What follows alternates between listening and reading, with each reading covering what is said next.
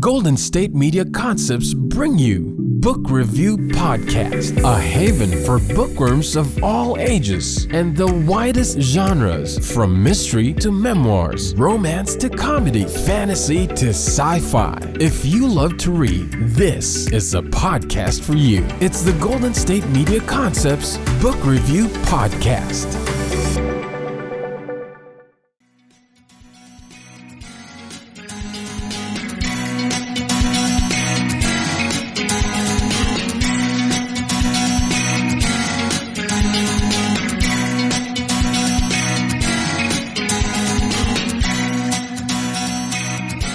Hello and welcome to the GSMC Book Review Podcast, brought to you by the GSMC Podcast Network.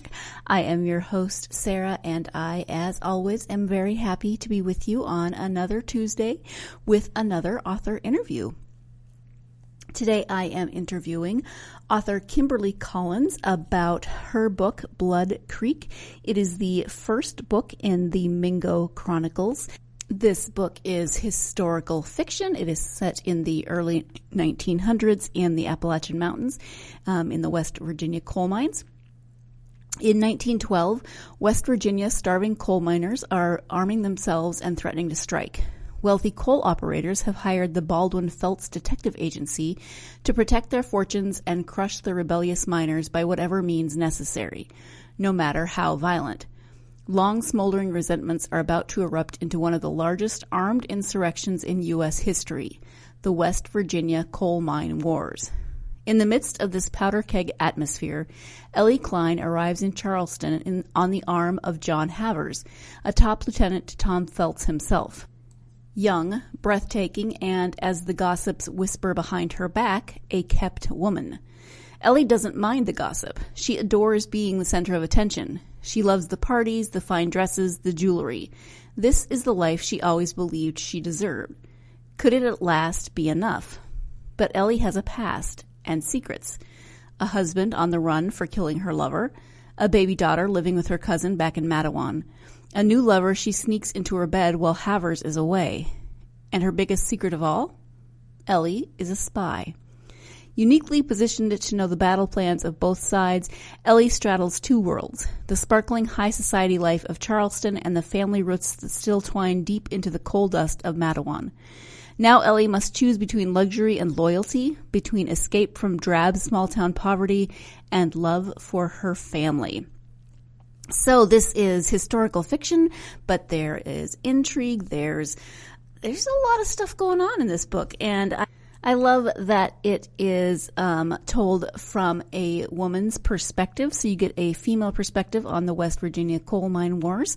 I know there's been a lot of books, both nonfiction and fiction, written about this time period and this place, but they aren't often told from a female perspective, and that can be very different, and we do talk about that some in the interview. Now, before we get to the interview, I do want to mention the cover of the book, because I forgot to ask Kimberly about it in the interview. We do talk a little bit about the cover and how I had some misconceptions about it when I picked it up to start reading it, because, I do so many interviews and I get so many books that I have stacked up waiting for interviews that I don't always remember what they're going to be about. And so, this was one of those. The cover is this very striking picture of a young woman walking into a river or a lake, some sort of body of water. She's wearing a white dress. Her hair is flowing down her back. And the book has kind of a reddish tinge to it, which makes sense because it is the book is called Blood Creek. But what I didn't ask Kimberly about was the fact that she says in the book that she actually took the picture that is now on the cover, and it is a picture of her niece. Kimberly says in the acknowledgments, my niece, Natalie Harmon Capel-Shaw, for being my muse for Ellie and letting me photograph you in the river, on the railroad tracks, in the creek, pretty much wherever I wanted for the cover photo. So I had meant to ask Kimberly about that, and it just slipped my mind. But the cover is very cool, and I like that A, Kimberly took it, and B, she took it of her niece, and it's this very cool picture. So let's go ahead and get to that interview with Kimberly Collins about her book, Blood Creek. Hi, Kimberly. Welcome to the podcast. Hi, thank you. I'm so excited to be here. I am very happy to have you here. We are here to talk about the first book in the Mingo Chronicles. It's called Blood Creek. Before we get to the book, though, could you share a little bit about yourself? I currently live in Knoxville, Tennessee, and I grew up in southern West Virginia in the coal fields, which is what the my two books that I have now are kind of based in that area. I have been writing for as long as I could string two words together. And then I turned 50 and I finally got serious about it and decided that if I'm going to be a writer, I need to be a writer. And so I just took the plunge and did it. I love that. And so you, this is not your debut novel. You have one other novel, but this is the first in a historical fiction series. Now, I have to tell you that I've been getting a lot of thrillers and horror books being sent to me for interviews. And so I hadn't really paid attention. I just grabbed the book and I looked at it, and the cover is really cool, but it's called Blood Creek, and the cover has kind of a reddish tinge to it. And I was like, oh, look, another horror book. And then I actually started looking at it. I was like, no, historical fiction. I'm so excited. So can you talk a little bit about the premise of the book? Yeah. So growing up in southern West Virginia, there's a lot of coal mining in the area. Always has been. And I grew up in a family of miners and very pro-union people. My family's has always been very pro-union. And in the tiny little town that I'm from, Matewan, the United Mine Workers and the coal operators had a battle that was called the Matewan Massacre. And prior to that, there were other skirmishes, and the miners would go on strike, and the coal operators would send in armed guards to fight them. And so I grew up hearing these stories my entire life. And you grow up in a small town, a small union town, and it's just you just can't escape hearing these stories. And I always heard them, a very male-dominated industry, and I had always heard the stories from that male perspective. And I set out to tell the Mingo Chronicles from the female point of view, because I think it's worth a story worth telling, and it kind of gives a different perspective on these events. Yeah, and just for people who may not be familiar, can you explain that word, Mingo? Mingo is the county that I grew up in, so it's Mingo County, and the Mingo is actually a tribe, a Native American tribe that most people don't know about, and they many moons ago, I think they lived in that area that we now call Southern West Virginia and Kentucky and Virginia, but there are not a lot of Native American people there now, though. Sure. That is the unfortunate case in a lot of places. Yes. Yeah, because I was curious because it's the Mingo Chronicles and it's Blue Mingo Press, so there's definitely it catches your attention. So I wanted to ask about that. The main character in the story is a young woman named Ellie. Can you talk a little bit about Ellie and what you think might resonate about her with readers? So Ellie is a character that I think a lot of people will love to hate and hate to love.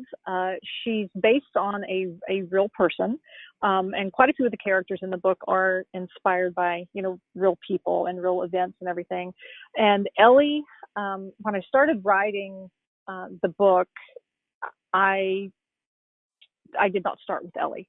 And in my research, I was speaking with my brother-in-law and some of his cousins, and they were telling me about one of the characters in the book, Tom, and they started talking about Ellie, who had been married to Tom.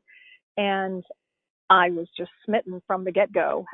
Ellie was a woman far ahead of her time. The book is set in 1911, 1912, 1913, and during that time, women were not heard from. They didn't really have that strong of a voice, but Ellie kind of marched to the beat of her own drummer, and she was I don't want to give too much of the story away, but she did what she wanted to do.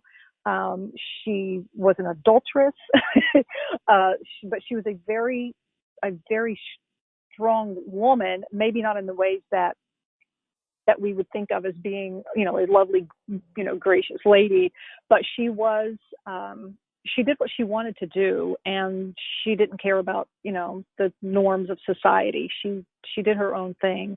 And the first part of the book, I pretty much stick to Ellie's true story and her marriage to Tom, and they had a child, and some things happened. I don't want to give it away again, but the second half of the book, I take Ellie off into the land of fiction. But I think the character of Ellie in Blood Creek will resonate with a lot of people, in that a lot of women, that she was very strong. And she knew at that time, during, the early 1900s, that a woman's place was to, be seen and not heard. And she's beautiful, and she's smart. And I think a lot of people underestimate her and think that she's just another pretty face, but she isn't. And she uses these things to her advantage to get the information that she needs. And she manipulates and uses a lot of people. And I don't know that part might not resonate with a lot of people, but during that time, she used the tools at her disposal, which really were her brains and her beauty. And I think there are a lot of aspects of Ellie and her sister Jolene and some of the other female characters in the book that, given the Me Too culture now, I think a lot of women can kind of resonate with that a bit. We are going to go ahead and take our first break of the podcast. I find Ellie to be a very layered and complex character. There were times when I did not agree with her at all, and there were times when I was amazed at her audacity and her bravery, etc. We're going to talk a little bit more about that. Something else I'm amazed with is that Ellie was a real person, and so I'm always fascinated when authors take the stories of real people and turn them into historical fiction. I know that happens a lot in historical fiction, but I just feel like I would spend so much time trying to figure out how to fictionalize this historical person, what to leave out, what to put in. I think I would spend way more time obsessing about all the details. So I am impressed when authors are able to do this and create a character that really comes to life on the page like Ellie does. So we are going to take that first break. When we come back, we'll be talking more about Ellie and the book Blood Creek. You're listening to the GSMC Book Review Podcast, and I will be right back. The GSMC Life and Happiness Podcast takes you on a journey of exploration. We'll discuss tried and true methods alongside the latest trends of how to best live your life to its fullest and happiest. From psychology to meditation, science to self-help books, the GSMC Life and Happiness Podcast will help you to discover what makes you happy and how you can live life being the best you possible. Download the GSMC Life and Happiness Podcast on iTunes, Stitcher, SoundCloud, Google Play, or anywhere you find podcasts. Just type GSMC in the search bar.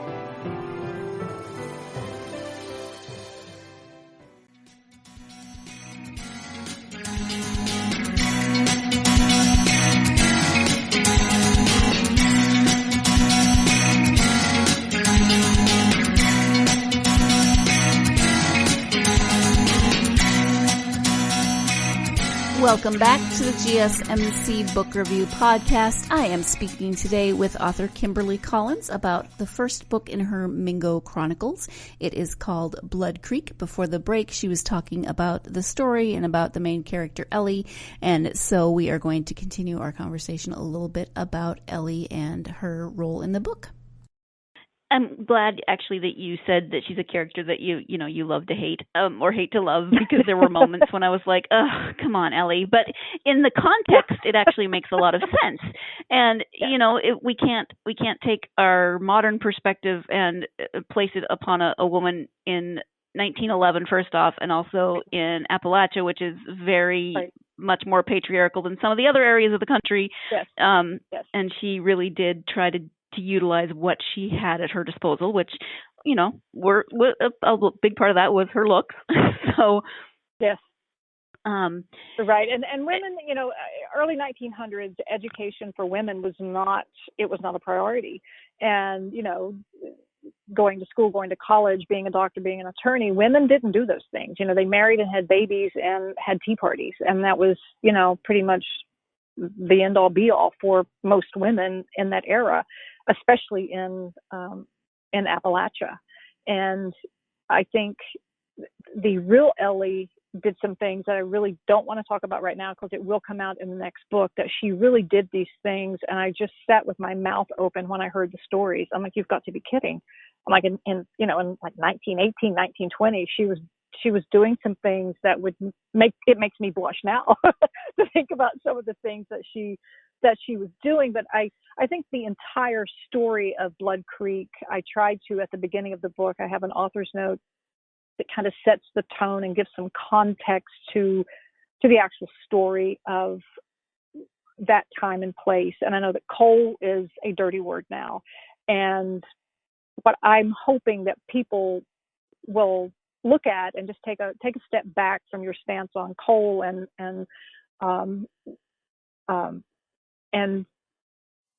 look at it through the eyes of the people who lived in the early 1900s. And, coal powered our country, and it powered the Industrial Revolution, and it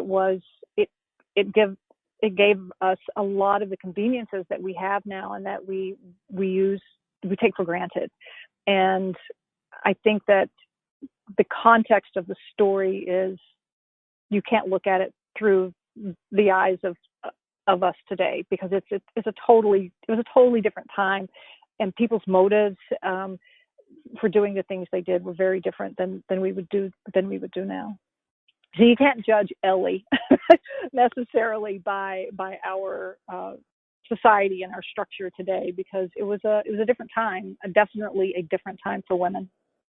Exactly. And it's not that long ago that we got the right to vote, and I think that we really take so many things for granted in that vein, that even now we still struggle with some of the things that Ellie was struggling with. She wasn't even supposed to work. She couldn't own property. It was just a very different time. Right. And what I appreciate about historical fiction especially is that it does give us more of a human perspective on certain time periods, as opposed to just reading, a paragraph in a history book.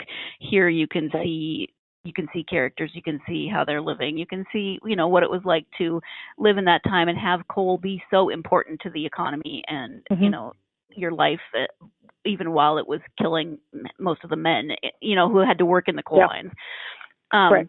So how do you feel that, because numerous novels have been set in this time period, in this era, but they're not always, as you mentioned, told from that female perspective, how do you feel that this female perspective changes how some of those events might be depicted?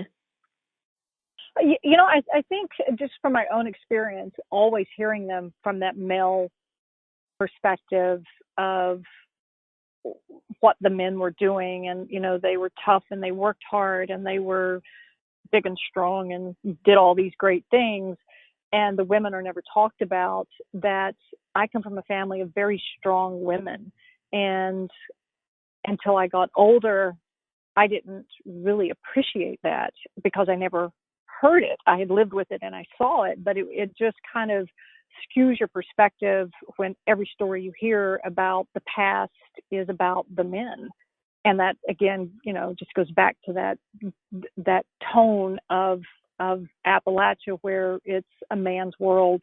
And I think the story can just really show the struggle that the women had and still have. You know, it's an extreme case of women, the women's voices not being heard. And I'm hoping that it just sheds some light on all the people of Appalachia, not just the women, but just to give people a better perspective of coal miners in general and coming from that culture. And, you know, they're still mining coal and they're still fighting to keep coal alive. And I personally don't know that it's ever going to come back to be the mover and shaker of the economy in that area that it was before. But I'm hoping that the book just sheds more light on the people of Appalachia and coal miners in general, so that, you know, it's an election year, and, you know, fossil fuels are always a hot button in politics. And during the last presidential election, there were so many, you know, negative things said about coal. And I'm like, well, okay, I get again, coal is a dirty word, but you're lumping the people of the area in with that. And I would just like to give a different perspective on the people and what has made these people who they are and what has shaped the place. You know, I just think that there's a sense of place there in Appalachia that is really strong with these people. And I just want to shed some light on the past so that people can get a better appreciation for Appalachia. And again, I think it goes back to not putting our 2020 perspective on something that happened over 100 years ago, but also to read about the experiences that, you know, yes, they're fictionalized, but they're based on real facts and real events, and to know that, you know, nothing exists in a vacuum. And so all of what we know today is based on hundreds of years of history that have led up to how we experience things today. And so to put that into a more human perspective, I think is very helpful. Yes. And so what kinds of research did you do for the series? Oh my, I read everything I could about the actual Mine Wars events, and there's a lot of stuff in the West Virginia archives that is online. And I had a friend of mine actually sent me some historical documents. He works at the West Virginia University, and he sent me a ton of information from their archives just to read, just historical documents. And the Mine Wars Museum was a great source of information as well.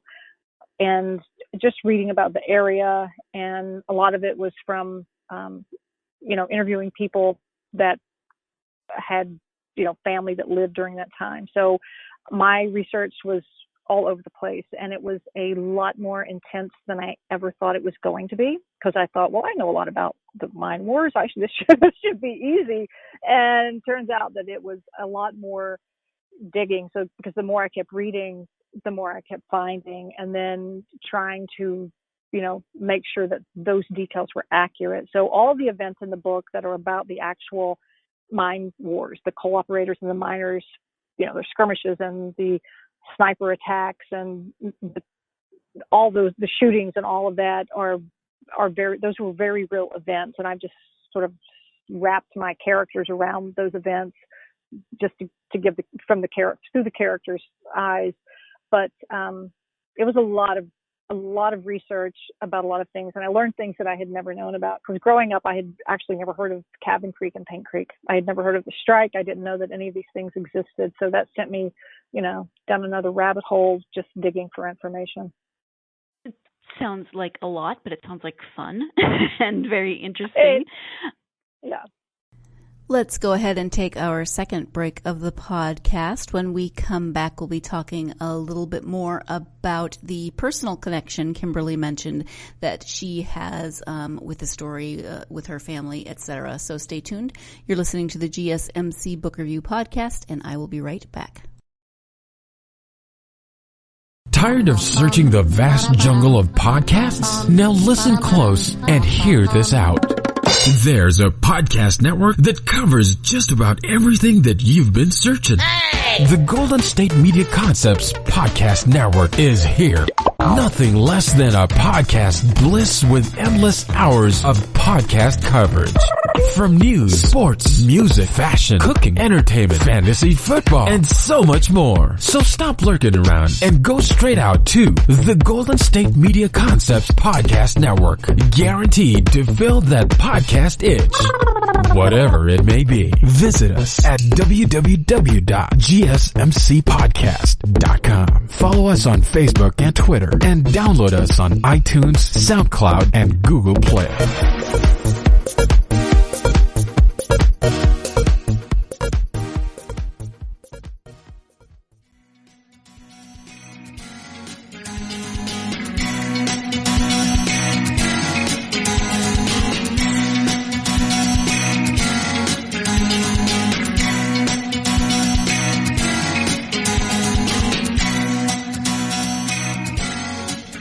Welcome back to the GSMC Book Review Podcast. I am speaking with author Kimberly Collins about her book, Blood Creek. Let's return to that interview. You did mention that you have an author's note at the beginning, and you talk a little bit about your personal connection with the story. Obviously, you grew up in the area, but can you talk a little bit more about the connection that you mentioned in that author's note? So growing up there, I had, like I said, it's coal was king when I was growing up, and it was the only game in town. And there's not any other industry. All the other small businesses in the area all fed into coal. You know, everything was just an outgrowth of the coal industry. And when I was, in high school, it was like, 10th, 11th grade, my parents had divorced earlier when I was about 12, and my mother, the only jobs were minimum wage, and she had 4 children to raise. And so she took the training and went and applied, because it was safety training you had to take. And so she went and applied for a job in the mines, to work inside the mines. And women at that time did not do that. It was frowned upon. People laughed at you, thought you were crazy. But she just is kind of like, these men are making money. Why can't I? And so she goes and applies for the job, and the superintendent, calls her into his office. It's a small town. Everybody knows everybody. And he calls her in and he asks her, why should I give you a job in that mine when I have men with families needing jobs? And she's like, well, I'm a woman with a family and I need to feed my kids. And he basically laughed at her. And so she left. That just set a fire under her. And so she and 7 or 8 other women filed a class action lawsuit and won. And this was in like 1977, 78. So it was a time when women didn't do this. So to me, that was a very strong indication of even going back to Ellie. It's like it even so, 50 years apart, the women were still fighting for things. And even now, it's 2020 and we're still fighting for things. But that was a very strong impression with me when, I'm a teenager and my mom is out, fighting for her right to work inside of a coal mine. But everyone in my family have worked in the mines, and it was just, again, it was the only game in town. So I just grew up knowing that and living in that world. So it was a pretty easy leap for me to write about it. Oh, wow. Yeah, that's I think your mom needs a book. I know, right? So I'm thinking eventually it will be, but it will probably be more of a memoir type thing for her, right. for sure. But yeah, it was some of the things that she went through, when she even went into the mine, and a lot of the men gave her a really hard time. I think they tried to scare her off, that she would, that she would quit. And my mother is beautiful. I mean, she looks like Ava Gardner. She's this tiny, petite, beautiful thing. And for her to go inside the mine, a lot of the men laughed at her, but she never missed a day of work, and she worked just as hard as any of them. Wow, that is amazing. This is a series, so do you have a release date or, estimated release date for the second book? I was really hoping that I could have it come out in October of this year, but I again, there's a lot of research to do because I want to get the facts of the mine wars correct, and I'm hoping, my plan right now is that the publication date will be probably early May of 2021. Okay. And how many books do you envision for the series? At least 2, possibly 3. It's really going to depend once I start writing. I know that Blood Creek turned out to be a lot more book than I initially had planned. So I'm going to estimate 3 at this point, but no more than 3 for sure. Okay. Thank you. As I mentioned before, this is not your debut novel. You have another novel called Simple Choices. Would you like to talk a little bit about that book as well? Yes, my firstborn. Simple Choices is it's fiction, but it is based on real events that happened in southern West Virginia. I had a young cousin who she got divorced. She had some children, and she got involved with a local drug lord.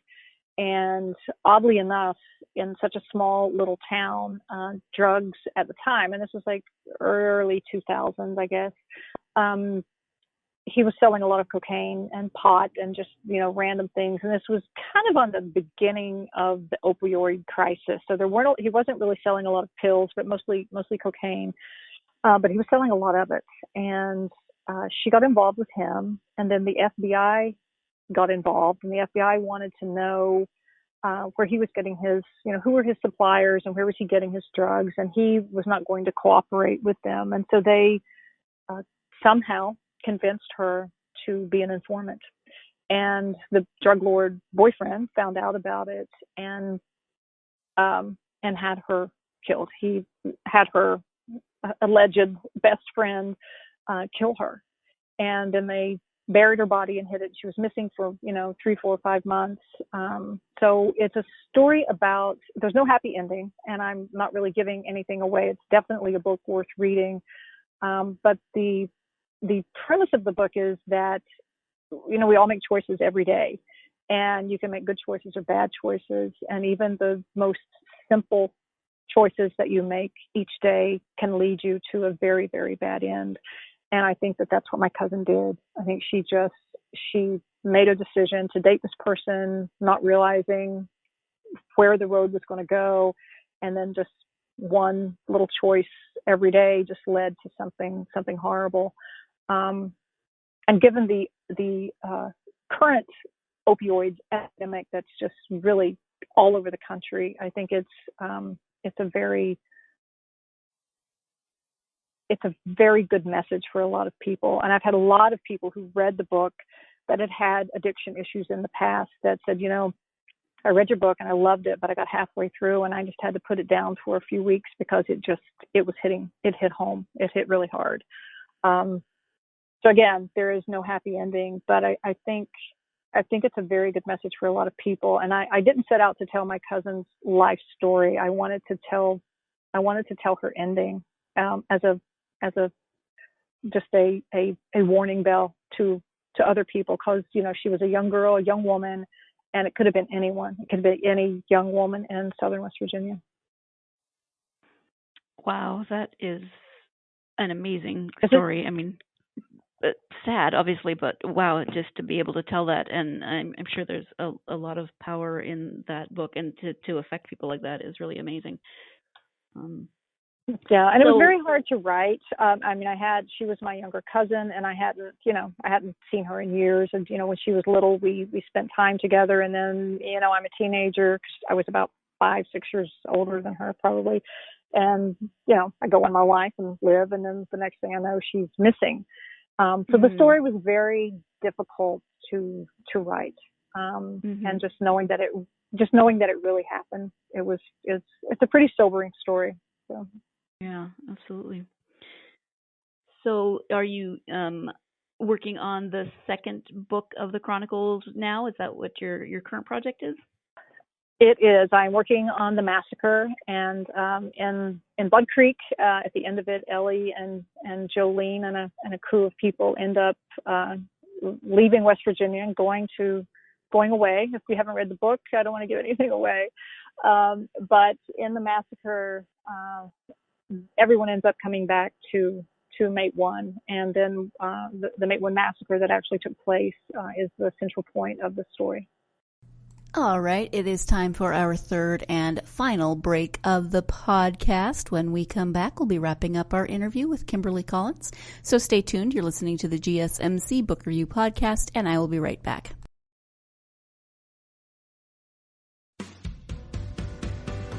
The Golden State Media Concepts Travel Podcast, the show that gives you advice on everything travel. We explore places you've always wanted to go, as well as giving tips for traveling in those places. We'll give you advice on the best sites for travel tips, information, and discounts. Join us as we travel the world, explore cultures, and meet new people. The Golden State Media Concepts Travel Podcast has got you covered. Download the GSMC Travel Podcast on iTunes, Stitcher, SoundCloud, Google Play, or anywhere you find podcasts. Just type GSMC in the search bar.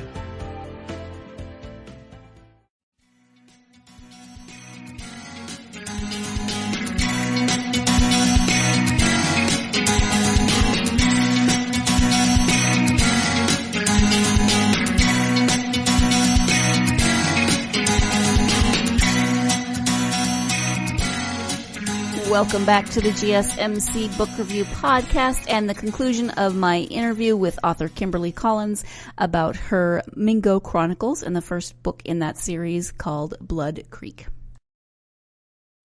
You mentioned that you have written basically your whole life, so it's obviously something that you have always wanted to do. And then you mentioned, once you turn 50, but how did you jump in and just make that transition from it being something that you wanted to do to something that you were actually doing? I wish I had some fabulous answer to that question, but I literally, and I think it might just have a bit to do with my obsessive personality mostly, but it's something I had always wanted to do, and anything that I had written prior to writing Simple Choices, I rarely let anyone read it. And I don't know, it's like I woke up one day and I thought, if I'm going to do this, I need to do this. And a fire was lit under me, and I had been going back and forth with the Simple Choices story for a while. And I thought, I want to write about this, but I don't know what I want to write about this. And I had a lot of stops and starts. It started out as an essay, and then it was a short story, and then I thought, I'm just going to write this as fiction. And I literally just woke up one morning and dove into it head first, and I did not stop writing. I just wrote until I was just like a crazy woman writing. And I don't know. I think you just reach an age where you realize that time is like a liquid in our hands, and it's just passing by so quickly. And I have a dream, I have things I want to do, and I'm just going to put everything else aside and do it. And I'm still doing it. I can't, now that I'm this, 2 books in, I can't imagine not writing. I can't imagine stopping writing and not ever doing this again. I think this is just what I was meant to do. Mm-hmm. So out of that, go ahead. I was going to say that sometimes life gets in the way, and you have so many distractions in life. And I think it takes, for me anyway, it took time and just being of a certain age to realize that, wow, I'm 50, and I don't. And I still, in my head, I'm thinking I'm 25, right? Except, maybe for my knees. But I'm like, I don't know where all the years went, and the next 50 are going to go by just as quickly. So I just need to get on it and do the things I know I need to do the things I know I'm supposed to do. Mm-hmm. So out of that experience, then, would you have advice for aspiring authors? Start, and don't be afraid of doing it. And, I had a career. I was working when I was younger and traveling for work, and just very caught up in all of that. And I have no regrets. I wish I had had been more serious about writing earlier, but my advice is just do it and don't waste time. You just have to not allow yourself to be distracted by all these things. But yeah, just jump in and do it. Mm-hmm. And when you take time to then read for yourself, what are your favorite genres or authors? Oh my goodness! So I'm my reading pleasure is all over the place. I love nonfiction. I will read anything by Malcolm Gladwell. Love him. I love Stephen King. I can't get enough of Stephen King. And I can read anything from Stephen King to Tennessee Williams. I don't have a favorite author, but there are some people that will write something, and I definitely will pick it up and read it. But I just started The Third Rainbow Girl by Emma Eisenberg, I think is her name, and that seems to be pretty good. It's about Appalachia, and I last week finished a book, The Long Bright River, which was very similar to Simple Choices. It was a drugs and murder and all those sorts of things, and it's fiction. Fabulous book, just a fabulous book. Great writing, great story, very very on point to the subject matter. But I don't have a favorite author. I think I read so many genres. I'm just all over the place, and I absolutely adore young paranormal fiction. And I don't know what that is. It's like the young adult paranormal fiction. I could read it all day long. Thank you. I know you have a website, so if you could tell people what the website is and where they can interact with you on social media. Yeah, the website is bluemingopress.com, and I'm on Facebook, Twitter, and Instagram. And if you just go to my website, you can find links to each of those. So all my social media. All right. Thank you so much. We've talked about a variety of topics, but is there anything that we haven't covered that you were hoping to mention in terms of the series or writing in general? No, I think we've covered pretty much everything. All right. Well, I want to thank you again for joining me for the podcast. I really appreciate it, and I love that you're taking kind of personal, things that are very close to you and creating this series of historical fiction. I really appreciate that. Well, I hope everyone likes it. I'm hoping that it gives a different light to Appalachia. I don't think there are enough good stories written about Appalachia, and I just want everyone to see the beautiful Appalachia that I do. I agree. And thank you again for joining me. Oh, thank you so much. Thank you once again to Kimberly for joining me on the podcast and talking about her Mingo Chronicles series, especially book 1, which is now out. And I am looking forward to the next installment of the series to find out more about Ellie and more about what happens next in her life. It does become, as Kimberly mentions in the foreword, that it does become more fictionalized in terms of what happens to Ellie after this first book, but a lot of what happens to Ellie in this first book is based on actual facts and events. So I love historical fiction, as you know, so I'm excited for the rest of this series.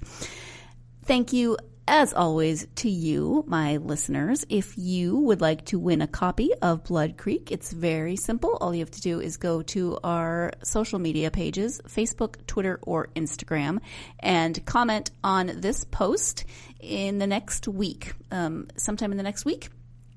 So that would be, February.